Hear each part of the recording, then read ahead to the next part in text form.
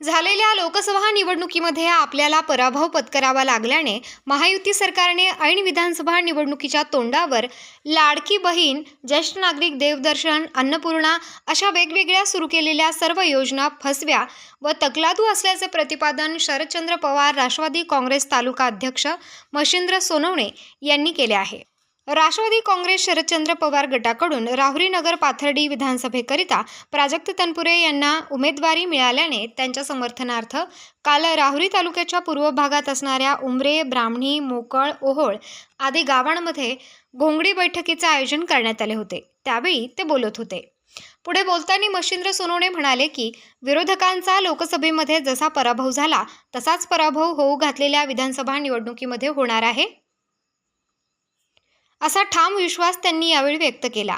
मागील निवडणुकीच्या वेळेस शेतकऱ्यांच्या शेतीमालाचे भाव उत्पन्न खर्चाच्या दुप्पट करून अशी आश्वासनं दिली होती, परंतु सध्याची परिस्थिती पाहता कापूस, सोयाबीन, तूर, भुईमूग, गहू, ज्वारी, बाजरी, भाजीपाला अशा कोणत्या शेतीमालाला योग्य भाव मिळत नसून उलट त्यासाठी लागणाऱ्या डिझेल, रासायनिक खते, बियाणे, फवारणीचे औषधे या सर्वांवर मोठ्या प्रमाणात जीएसटी लावून शेतकरी बांधवांची मोठी आर्थिक लूट केली जात असल्याचा आरोप मच्छिंद्र सोनवणे यांनी यावेळी बोलताना केला आहे।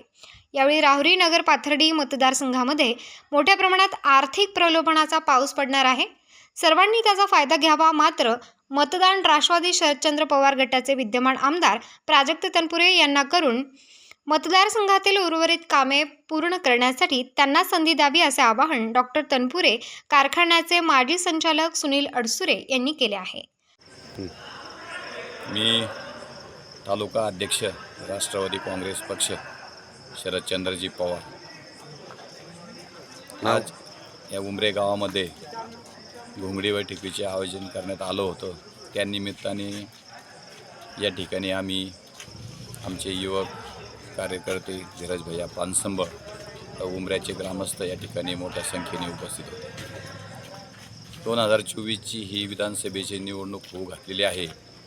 त्यामध्ये शरदचंद्रजी पवार पक्षाने आमचे नेते एक कार्यकुशल आमदार प्राजक्तदादा तनपुरे यांना पक्षाने उमेदवारी दिलेली आहे आणि त्या निमित्ताने गावगाव आमचं कार्यकर्त्याच्या भेटीगाठीचं नियोजन त्या ठिकाणी चालू आहे।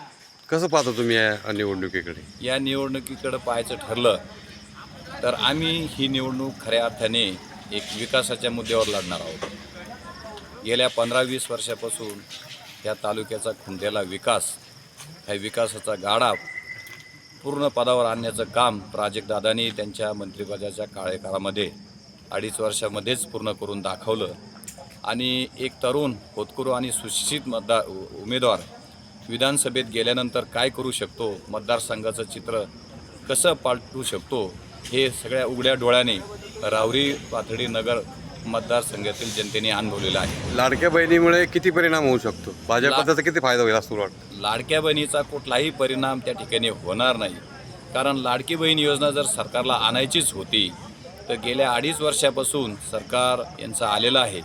महाविकास आघाडीचं सरकार पाडून यांचं सरकार स्थापन झाल्यानंतर आज जवळपास 2.5 वर्ष झाले। 2.5 वर्षाचे एकूण जवळपास 30 महिने होतात आणि 30 महिन्याचे गुणले 1,500 तर कदाचित या सरकारने सुरुवातीपासून ही योजना चालू केली असती तर आम्ही थोडंफार तिला काहीतरी म्हटलं असतं की खरोखर सरकार काहीतरी महिलांच्या प्रती करतं। परंतु निवडणूक समोर ठेवून आणि लोकसभेला झालेला पराभव डोळ्यासमोर ठेवून आकर्षक योजनाची घोषणा करतात, परंतु ही योजना माझ्या दृष्टीने त्या निवडणुकीनंतर चालेल का नाही यामध्ये मला शंका आहे। धन्यवाद। उत्तर महाराष्ट्र न्यूज नेटवर्कसाठी जालिंदर ढोकणे, राहुरी।